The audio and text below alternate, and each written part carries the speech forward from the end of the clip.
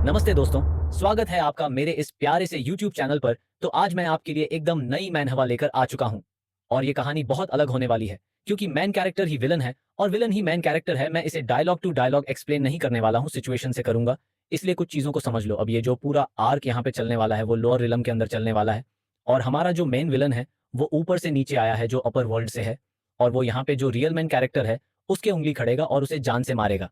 तो फिर उसे पॉइंट मिलेंगे। वहीं पे असली मानवा का जो मेन प्रोटेक्निस्ट था वो एक सभा के चापे खिलाफ करने लगता है अपनी सैंड या फिर गर्लफ्रेंड को बचाने के लिए, क्योंकि उसके सेक्ट वाले मेन विलन जो भी अपर वर्ल्ड से था उसके साथ उसे ऊपर भेजने वाले थे और ये अपनी होने वाली गर्लफ्रेंड को किसी और के साथ जाने तो दे नहीं सकता था।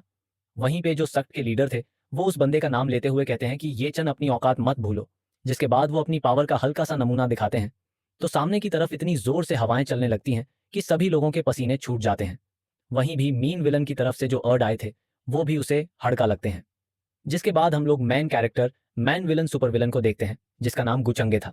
इसके बाद हमें पता चलता है कि जो असली हीरो है वो गुचंग की बॉडी के अंदर ट्रांसफर हो चुका है और उसे कुछ भी नहीं पता है कि उसका गचंग कौन सा काम करता है और किस लायक है। लेकिन उसे इतना जरूर पता है कि वह जिस बॉडी के अंदर आया है उसे स्वर्ग ने अपनी तरफ से लिख के दिया है कि तुम बेटा विलन बनोगे, सुपर विलन। और जब मैं रियल गोच कहूंगा तो फिर वो असली बॉडी ऑनर होगा ना, कि हमारा गुच जो अभी यहाँ पे ट्रांसफर हुआ है।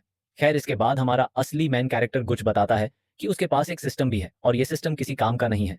ये जो स्टेटस दिखाता है उसका कोई फायदा नहीं है, क्योंकि ये फाइट के दौरान हमेशा अपने एनिमी से 3-4 कदम आगे रहता है और उन्हें कुत्तों की तरह पीटता है। बाकी ये सिस्टम उसके सिर्फ 2 काम में आता है, एक तो स्टोर से कुछ चीजें खरीदने के लिए और दूसरा ऐसे कैरेक्टर्स को ढूंढने के लिए जिनका वो लक चुरा सकता है और अपनी पावर को बढ़ा सकता है, जिससे कि ये चंद जो कि अभी हमारा इस स्टोरी का प्रोटेगर बना हुआ है। साथ ही में हम लोग यजन के पीछे जो पतियों को देखते हैं जो हरी हरी हैं, ये गुटल का चार्म मानती हैं और हमें वे गचंग के पीछे तो काली थी, यानी कि ये बहुत ज्यादा बैड लक का रूप है और विलन ज्यादा देर तक जिंदा नहीं रहते हैं। खैर, इसके बाद ये जन वहां पे गोचंग को उंगली का करने लगता है, यह कहते हुए कि वो कहाँ का रहने वाला है और वो नीचे आके यहाँ पे दादागिरी कर रहा है। वो भी सभी लोग ये चन को शांत रहने को कहते हैं क्योंकि उन्हें जैसे पता था कि गोचन उन्हें छूटों की तरह मसल सकता है। वहीं पे ये चन की एक भी नहीं चलती है और वह जब अपनी गर्लफ्रेंड किंग की तरफ देखता है तो वो भी आगे से कुछ भी नहीं कहती है। और एक और चर्च कूचिंग को हमेशा उन लोगों से लक चुराना पड़ेगा जिनके बारे में सिस्टम उन्हें बताएगा, और जब कूचिंग उनसे पूरी तरीके से लक को चुरा लेगा तो वह उन्हें मार सकता है। और गोचंग जैसे जैसे उनके लक को चुराता जाएगा तो फिर उसका लाइफ स्पैम और पावर बढ़ती जाएगी। और मैं ये सभी ज्ञान की चीजें इसलिए बता रहा हूँ क्योंकि मैं स्टोरी को स्पीड अप करने वाला हूँ, क्योंकि इसके तो षड्यंत्र बहुत है। बेसिकली ये जफन का छोटा भाई हो रखा है, लेकिन वो गॉड लेवल पे है और ये किंग लेवल पे है। खैर, इसके बाद गोचन का सबॉर्डिनेट ये चैन के ऊपर एक जोरदार हमला कर देता है, तो फिर ये चंद भी आगे की तरफ से एक जोरदार हमला करता है। उन दोनों की ताकत आपस में टकराती है और वहां पे बहुत बड़ा धमाका होता है। वहीं पे गुच हम लोगों को यहाँ पे पावर लेवल के बारे में बताता है कि यहाँ पे पावर लेवल फिजिकल बॉडी से लेके फॉल्स गॉड तक बढ़ती चली जाती है और बीच में कई सारी चीजें आती हैं जिनके बारे में तुम मत जानो। वो पे यजन चूज एंड वन है, यानी कि सन ऑफ लक है। इसीलिए वो आसानी के साथ तो नहीं हारेगा, होता भी बिल्कुल ऐसा है। और वो आसानी के साथ गुच के सबोनेट को पीछे की तरफ झटक देता है। वो भी कुचन को इन सभी चीजों के बारे में पहले से ही अंदाजा लग चुका था कि मैन कैरेक्टर यहाँ पे अपनी स्किल्स का शोन ऑफ कर रहा है ताकि वो किंग की शादी कुचिंग के साथ होने से रोक सके, जो कि जबरदस्ती करवाई जा रही है। साथ ही में किंग के पास भी इसके हीरोइन लक पॉइंट थे जिनको कुचिंग अपने फेवर में बदल सकता था। इसके लिए इसके अंदर जितने भी फीमेल कैरेक्टर्स आएंगे या तो गोचंग उन्हें मार देगा या फिर वह उन्हें अपना सहेली या फिर शिष्य बना लेगा। बेसिकली भाई के पास चलता फिरता कोठा होने वाला है कुछ एपिसोड्स के अंदर। फिर इसके बाद गोच किंग को अपना शिकार बनाता है और उसे मीठी बातों में फंसाने लगता है, यह कहते हुए कि तुम उसके साथ काफी टाइम तक रही हो और उसकी प्रेमी भी रही हो, लेकिन तभी हालातों को साध के अपने आप को शांत रखी हुई हो। बहुत ज्यादा चालाक औरत हो। जिसके बाद वो चाय पीता है और किंग से दोबारा भरने को कहता है, लेकिन घबराहट की वजह से वो चाय को ठीक से भर नहीं पाती है। तो फिर गोचंग उसके हाथ को चूमते हुए कहता है कि उसे इतना घबराने की भी जरूरत नहीं है। उसी टाइम पे सिस्टम उसे नोटिफिकेशन बताता है कि मेन कैरेक्टर या चन का लक 10% नीचे गिर गया है। वहीं पे गुचंग ने जैसे ही किंग को छुआ था तो फिर ये चन को बहुत ज्यादा जलन हुई थी और वो गुस्से की आग में झुलस हुए कहता है कि तेरी हिम्मत कैसी हुई उसे छूने की। वो पे गुचन को समझ में आ जाता है कि उसने सही जगह की नस को पकड़ा है। वहीं पे गुचन को समझ में आ जाता है कि अब यहाँ पे ये चैन की पावर अप होने वाली है। जैसा कि अक्सर मानवा के अंदर हीरो के पास ऐसी पावर आ ही जाती है जब उनकी बीवी या फिर गर्लफ्रेंड को कोई छेड़ता है। लेकिन गोजन तो दूसरी दुनिया से आया था और उसे अच्छे से पता होता है कि ऐसे मामले में क्या करना चाहिए। इसलिए वो जल्दी के साथ आगे बढ़ता है और उड़ते हुए यजन के पास जाता है और वहां पे अपनी पावर का हल्का सा नमूना दिखाता है। और जब वो अपनी पावर को रिलीज करता है तब उसकी पावर यजन को छूते हुए सीओ से निकलती है और आसपास के पूरे इलाके को डिस्ट्रॉय करके रख देती है। वहीं पे जब गुचंग ये चैन को घूर के देखता है तो फिर उसके पीछे जो दरवाजा था उसके चीथर उड़ जाते हैं। इसके बाद ये चैन अपने घुटनों पे आ जाता है और गोचंग उसे कहता है कि तुम उसे क्या कहना चाहते थे। वहीं पे वो सभी लोग गोजन की पावर का नमूना देख के हील से चुके थे और उन लोगों की सांसें बहुत ज्यादा जोरों से धड़कने लगी थी। वहीं पे किंग के भी पसीने छूटने लगे थे क्योंकि उसने अभी तक इतनी पावर को महसूस ही नहीं किया था।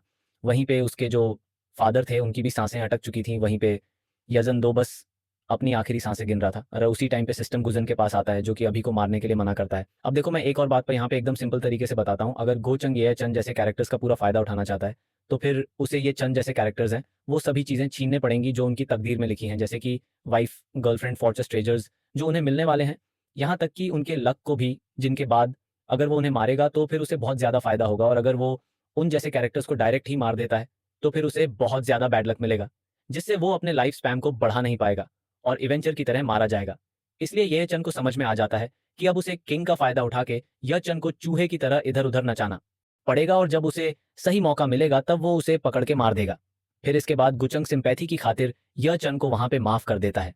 तो सभी लोग यह चन से उम्मीद करते हैं कि वो माफी मांगेगा और यहां से चला जाएगा, लेकिन ये जन उठता है और सीधा गोच के ऊपर स्नेक अटैक कर देता है। लेकिन जैसा कि सभी को पता है कि वो अपर वर्ल्ड से आया है, बेसिकली वो अभी किंग लेवल से भी ज्यादा के ऊपर लेवल पे है, तो वो आसानी के साथ स्नेक अटैक को डॉज कर लेता है और अपने एक ही हाथ के स्ट्राइक से ये चैन के छुड़ा देता है और उसे दीवार में पटक देता है। इससे किंग को भी ये चैन के ऊपर तरस आने लगता है। प्रेमी जो है, खैर इसके बाद ये चंद दीवार से टप्पा खा के नीचे गेंद की तरह गिरता है और उसका सर फूट जाता है। वहीं पे बाकी लोगों को लगता है कि अब इसने अपने प्राण त्याग दिए हैं, अब ये जिंदा नहीं बचेगा। खैर इसके बाद गोचंग उन लोगों से कहता है कि ये चन को छोड़ दो। जैसा कि तुम्हें पता ही है वो सबसे पहले इसकी तकदीर में जो लिखा है वह सब कुछ छीनेगा, जिसके बाद इसे मारेगा।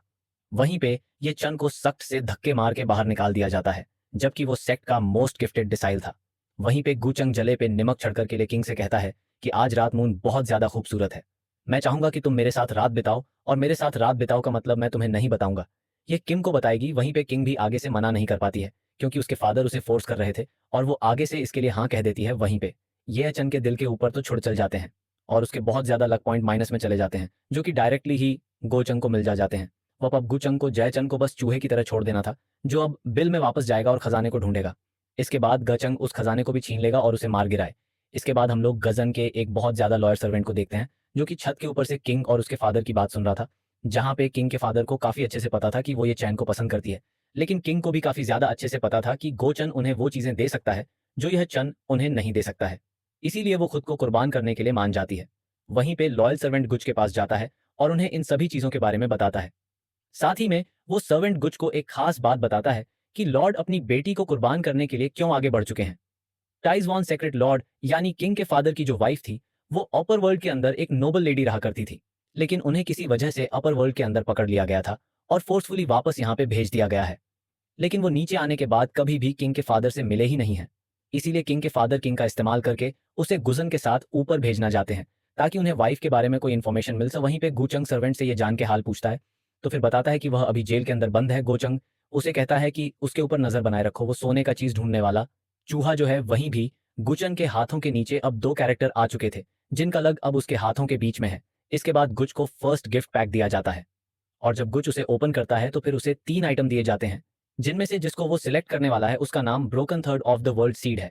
इसके डिस्क्रिप्शन में बताया जाता है कि इसको रिफाइन करने के बाद उसकी बॉडी के साथ एक अलग ही दुनिया का नेचर जुड़ जाएगा और उसके पास बहुत ज्यादा लगा जाएगा, बिल्कुल बेहिसाब।